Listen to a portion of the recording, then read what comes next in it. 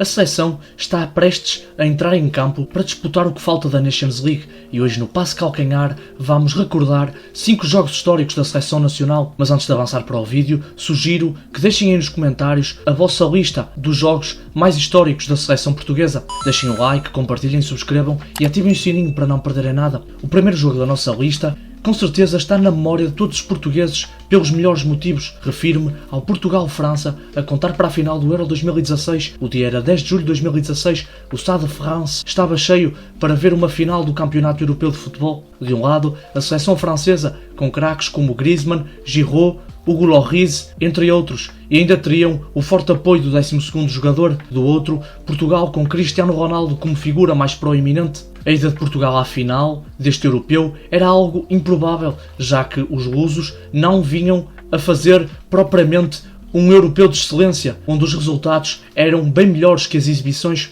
O facto de Portugal ter ficado no terceiro lugar do grupo F ajudou bastante em um grupo relativamente acessível, formado por Portugal, Islândia, Áustria e Hungria. Portugal somou 3 empates na primeira jornada, empate 1-1 com a Islândia, na segunda 0-0 com a Áustria e na terceira empate 3-3 com a Hungria. Mas como já disse anteriormente, o terceiro lugar foi a salvação de Portugal, pois a Islândia, que ficou em segundo lugar, jogou com a Inglaterra e a França, a Hungria com a Bélgica, adversários em teoria mais fortes do que a Croácia, que apesar de ter vencido a Espanha, era um adversário mais acessível. Nesta partida, frente aos croatas, Ricardo Quaresma foi o herói, marcou o único golo da partida. Nos quartos de final, vitória nos penaltis frente à Polónia e nas meias finais, uma vitória relativamente fácil, 2-0 contra o país de Gales. Mas na final, as coisas começaram mal. Aos 25 minutos, Cristiano Ronaldo saiu lesionado, mas Portugal segurou o resultado até que aos 109 minutos, Éder foi o herói improvável, marcando o único golo da partida e dando o primeiro título à seleção portuguesa.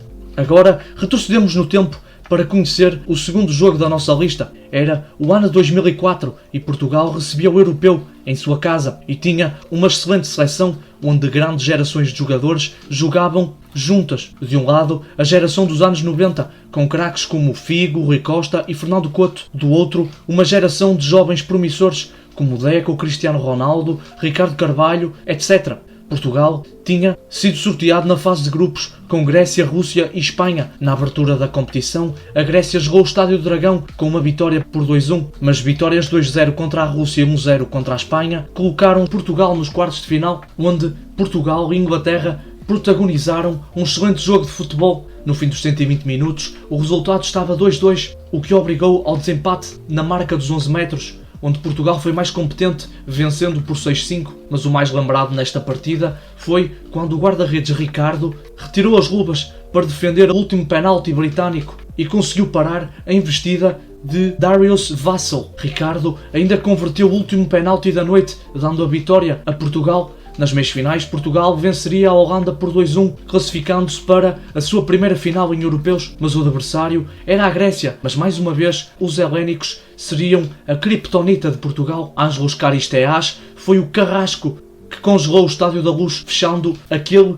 que é com certeza dos resultados mais traumatizantes da história da seleção portuguesa. O terceiro jogo da nossa lista aconteceu no Mundial 2010, era a segunda jornada do Grupo G, onde Portugal, Brasil, Costa do Marfim e Coreia do Norte lutavam pelas vagas para os oitavos de final. Na primeira jornada, Portugal empatou 0-0 com a Costa do Marfim. Esta seleção portuguesa contava com nomes como Cristiano Ronaldo, Pepe, Deco, Ricardo Carvalho, Simão Sabrosa, etc. O treinador era Carlos Queiroz, mas nada faria prever o resultado esmagador que se iria suceder nesta partida. Na primeira parte, os lusos marcaram um golo saído dos pés de Raul Meireles, marcada a passagem dos 29 minutos, mas na segunda parte, Simão Sabrosa ampliou a vantagem para 2-0 aos 53 minutos. Aos 56 foi a vez de Hugo Almeida deixar a sua marca.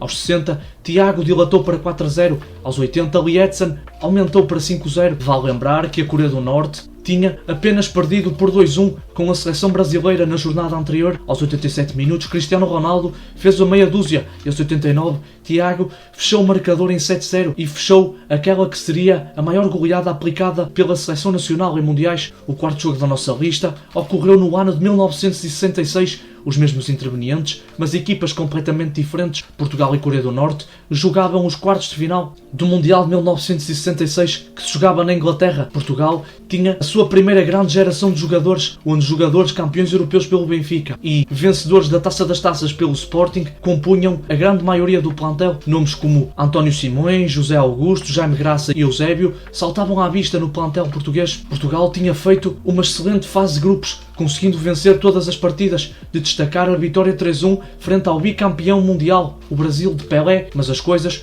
começaram muito mal para os portugueses. Aos 25 minutos, Portugal já perdia por 3-0 contra a Coreia do Norte, que era uma das sensações do torneio, pois na fase de grupos tinha vencido a Itália, mas Eusébio, inspirado, daria conta do recado. Pantera Negra anotou um póquer, marcando 4 golos que deram a volta ao texto. José Augusto ainda fecharia o resultado em 5-3, o que proporcionou uma das maiores reviravoltas em mundiais. E fechamos a nossa lista com mais um jogo em mundiais, desta feita jogado no Mundial 2006 na Alemanha. Portugal passou pela fase de grupos com relativa facilidade, vencendo Angola, Irão e México. Portugal que ainda mantinha a base de jogadores do Euro 2004, com algumas alterações. Rui Costa já tinha abandonado a seleção e alguns nomes começaram a emergir, como o caso de Fernando Meira, que jogava na altura na Alemanha, no Stuttgart, e que seria campeão da Bundesliga na temporada 2006-2007. Nos oitavos de final, portugueses e holandeses defrontavam-se em um jogo que seria uma autêntica batalha campal.